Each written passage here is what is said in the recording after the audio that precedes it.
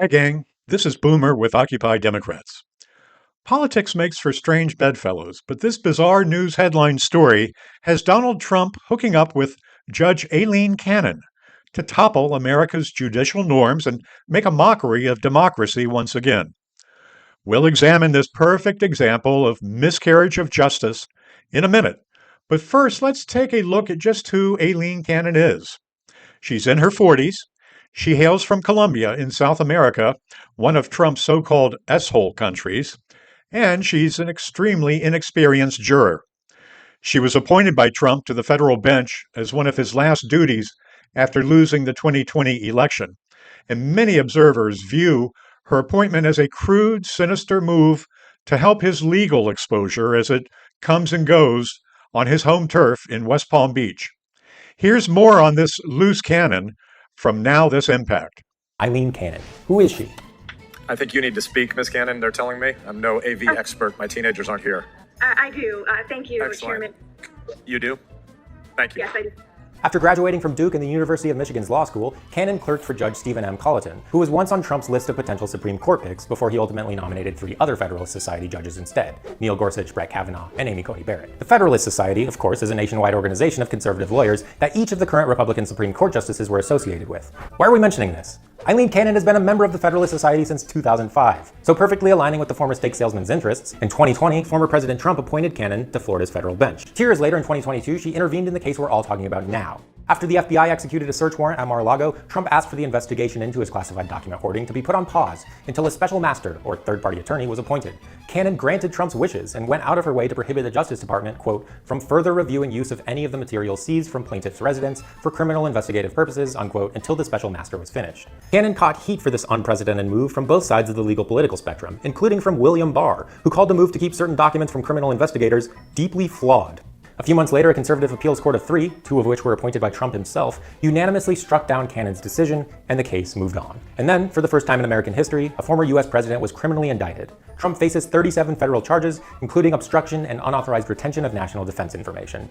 Just when Trump's endeavor to stay afloat appeared to be coming to a conclusion that looked something like hitting an iceberg and sinking, Aileen Cannon was randomly assigned the small task of being the judge in the case. So how much power do judges really have, you ask, trembling? Well, she'll basically be controlling the case. Cannon will oversee what evidence is brought to the jury and who sits on that jury, a task that includes finding a group of people who have no opinion about one of the most polarizing figures of all time. She will also oversee the screening process known as voir dire, which involves both sides questioning potential jurors to weed out anyone who may show bias one way or the other.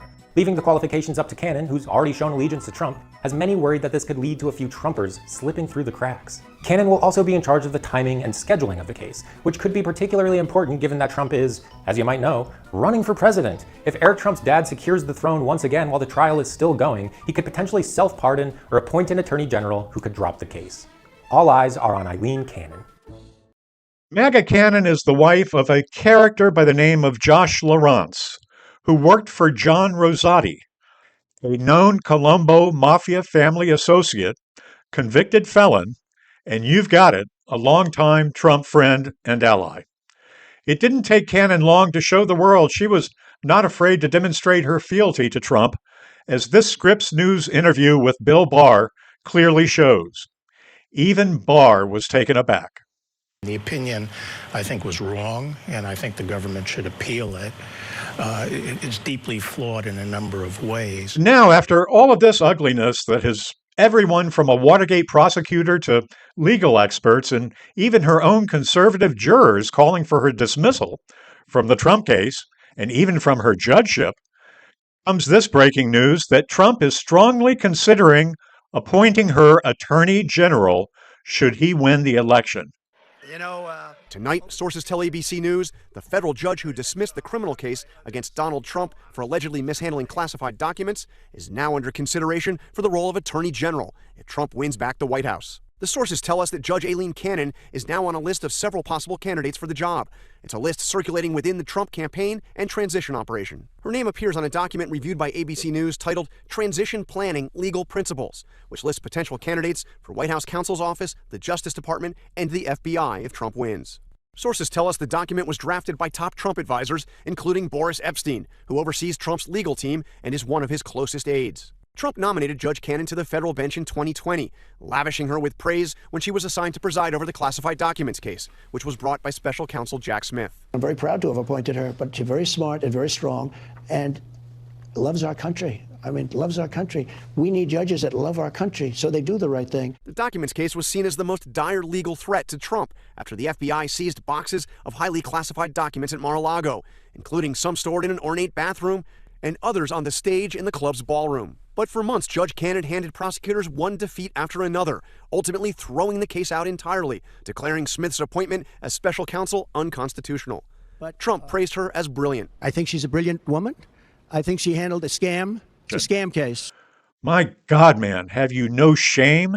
Have you no decency? To both you, Trump and Cannon, I say you know not of what you speak. Both of you are polluting our legal system with your bad faith and doing damage to our democracy by playing politics where politics has no place. You are both corrupting our courts just as dishonesty has poisoned Fox News, the Republican Party, and the Christian far right. You are each using justice as a political prop. And Ms. Cannon, while you may wear a black robe, you are clearly a Trump acolyte, through and through, with as much ability to do harm to America as any Oath Keeper or Proud Boy. This is Boomer, and this Boomer hits different with Occupy Democrats.